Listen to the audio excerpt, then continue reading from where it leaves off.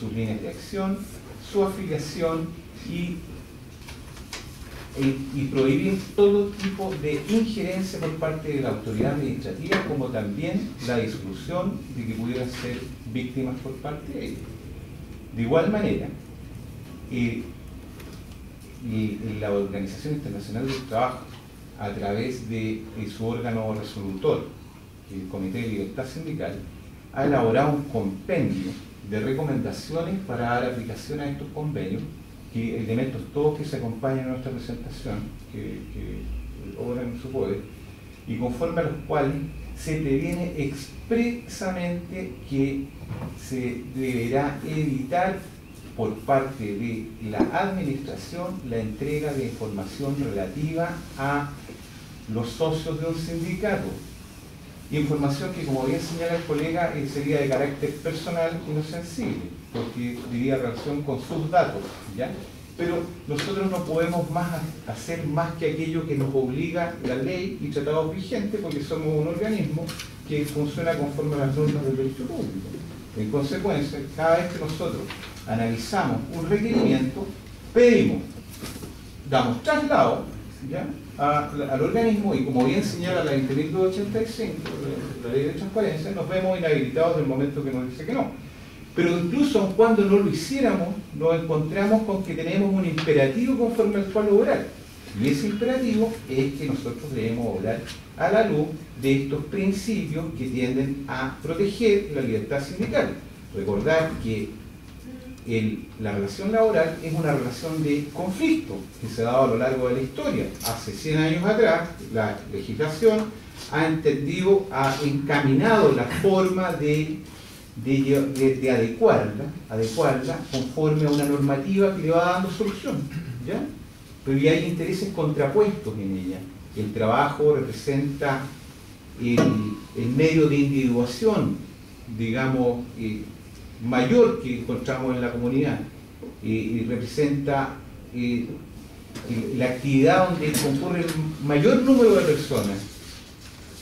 La importancia para la OIT de la dictación de estas normas estaría dada entonces porque se respetara la libertad de estas organizaciones sindicales. Ahora incluso nosotros, de acuerdo también a los antecedentes que hemos acompañado, no hemos visto en la necesidad de dictar dictámenes, ya emitir dictámenes de resoluciones que, interpretando en armonía con estos convenios, señalan claramente que nos resulta obligatorio acompañar, al momento de acompañar el acta de elección de delegado sindical, la nómina de los trabajadores que concurrieron. Y esto para evitar las listas negras, porque como se acompaña en el informe, que deben ser unas 400 páginas a lo menos, los ejemplos son múltiples. E incluso nosotros acompañamos los cuadros explicativos del número de prácticas antisindicales que se producen, con lo cual resulta muy claro que esta no es una situación anormal en nuestro país, es una situación en lo que hay en riesgo es una situación muy delicada para todos estos trabajadores. Y no siendo nosotros el organismo administrativo, no nos cabe otra cosa que dar cumplimiento a la ley. Sí, complementando lo que también ha señalado mi colega, y en el caso específico de la norma que regula la elección de delegados sindicales, que lo tiene claro, es solo una en el código. Solo una que hace presente la forma y el número de delegados que corresponde elegir según sea el número de socios del sindicato interempresa que trabajen en una empresa determinada. Y luego, la norma no regula nada más. No existe la obligación de que eso sea ante el ministro de fe, no existe la obligación de depositar, no existe la obligación, conforme a la norma, de cumplir más que aquello que la propia norma establece. Y en ese sentido, internamente en la Dirección del Trabajo, precisamente para fijar un cierto marco instruccional y un cierto campo de acción respecto de esta norma en particular, es que se han dictado a lo menos un par de órdenes de servicio que son instructivos internos. Y que lo que dice la relación específicamente con los delegados sindicales, lo que nos corresponde a nosotros es verificar una vez que nos llevan la documentación que da cuenta de la elección de uno o más delegados sindicales, son los que establece la propia norma. Verificar que efectivamente sean 8 más el mínimo de trabajadores que participan, que en el evento que elijan a 2 o 3, a lo menos sean 25. En el evento que se produjere a continuación de la designación una separación ilegal de trabajador con fuero, lo que hacemos es que un fiscalizador verifica en la empresa la calidad de trabajador que tenía al momento de la designación esa persona, y eso da lugar a otro procedimiento que termina finalmente en tribunales, que es la instancia donde se tiene que discutir la validez o nulidad de una elección. Solo para complementar lo que dice en relación específicamente con el marco institucional interno respecto a los delegados sindicales.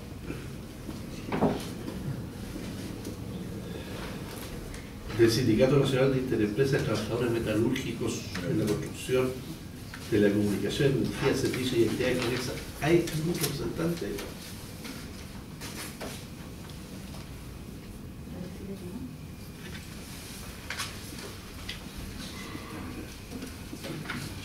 ¿Algún derecho a réplica de parte de...? Y después ustedes también lo tienen, En 3 minutos.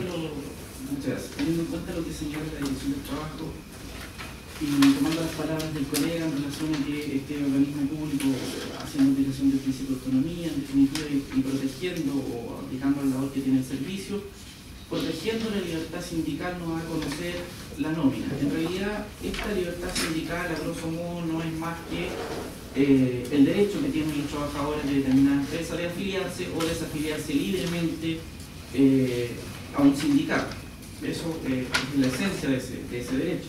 Pero esa libertad no es absoluta tampoco. Tiene ciertos límites y esos límites están dados básicamente por el cumplimiento de los requisitos legales que establece la norma que alude la colega, que está regida por el Código del Trabajo y que establece, digamos, ciertos parámetros, números de trabajadores que tienen que concurrir a la votación para la elección de estos delegados sindicales.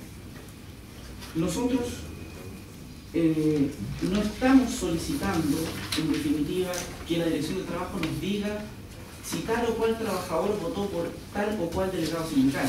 No estamos pidiendo que nos digan por quiénes votaron.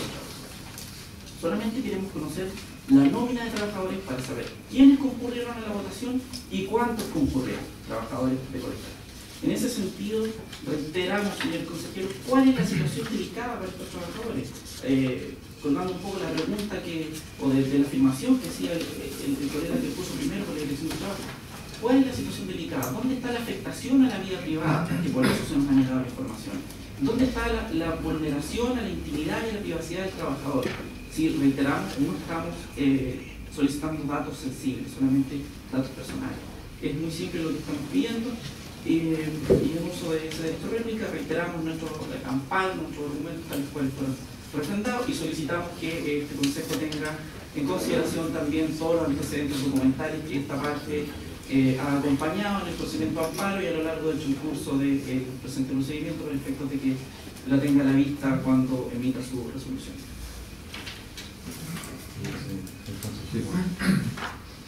Primeramente, recordarle al colega que la finalidad de estos convenios es prevenir situaciones que pudieran afectar a los trabajadores y no actuar con posterioridad para solucionarlas. ¿Ya? En tal sentido, el Comité de Libertad Sindical, primeramente voy a señalar esto, ha recomendado, frente a la discriminación durante la contratación, tener cuidado porque los trabajadores tienen muchas dificultades de orden práctico para probar la naturaleza real de su despido o de la negativa de un empleo, especialmente cuando el problema se examina dentro del contexto de las listas negras, situación que naturalmente se produce cuando se tiene acceso a la nómina de trabajadores que habrían concurrido a la formación de una organización sindical, en algunos casos la elección de un delegado sindical como es este Consejo, en decisión de amparo ROL C272, precisamente recoge dicha argumentación en su considerando 9, cuando señala que por otro lado no se puede desconocer la naturaleza especial de las denuncias realizadas por los trabajadores ante la Dirección del Trabajo y el riesgo de que su divulgación, así como la identidad de los denunciantes o de los trabajadores que han declarado en un proceso de fiscalización contra el empleador, afecte su estabilidad en el empleo o los haga víctimas de represalias.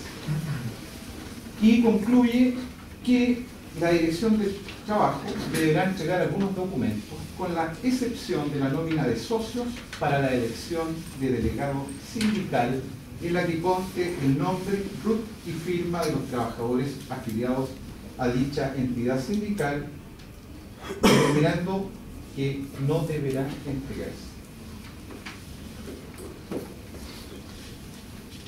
Y esa complementando aquello, esa decisión de amparo se reproduce en los oficios en los que se le comunica a quien pide ese tipo de documentación las razones por las cuales no se entrega, y complementando todo aquello que ya se ha señalado. Vamos entonces al caso 532. El requirente en el caso 532 es el Botelladora Andina Sociedad Anónima, representada por los abogados de Benjamín Tosca y Luis Navarro. Tiene 10 minutos. Gracias, presidente. Presidente, quisiera su autorización para exponer el contexto de los hechos en que incide esta causa. Estos hechos se originaron, señor presidente, ya hace bastante tiempo, el 31 de marzo de 2009. En esa fecha, el Botelladora Andina, señor presidente, puso término al contrato de 45 ex trabajadores producto de la crisis internacional que afectó a nuestro país. El día 6 de abril, o sea, 6 días después de la terminación del contrato de trabajo, el Botelladora Andina fue informada, señor presidente, de la constitución de un organismo sindical, organización sindical, denominada Sindicato Interempresa Botelladora Andina y otros, constituido por 39 de los 45 trabajadores exonerados. Nótese, señor presidente, 15 de mayo de 2009, ¿por qué es muy importante esta fecha? 15 de mayo de 2009. Nuevamente, Botelladora Andina fue informada de la constitución de un nuevo sindicato Interempresa, ECUSA y otros, constituido, señor presidente, por los mismos 39 ex trabajadores exonerados el 31 de marzo. ¿Por qué digo, señor presidente, que es muy importante esta fecha, 15 de marzo del 2009? Es importante, señor presidente, porque como usted, el Consejo sabrá, la constitución de un sindicato otorga a los trabajadores que constituyeron a su un fuero de 30 días. 6 de abril, 15 de mayo. Como el fuero rige con 10 días de anticipación, calzan perfectamente la fecha. Este despido se judicializó, señor presidente, y llegamos a un acuerdo.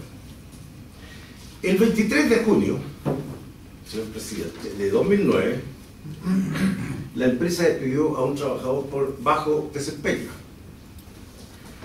Resulta que el sindicato constituido en abril y el sindicato constituido en abril nos informó 5 días después que había realizado una elección, una nueva elección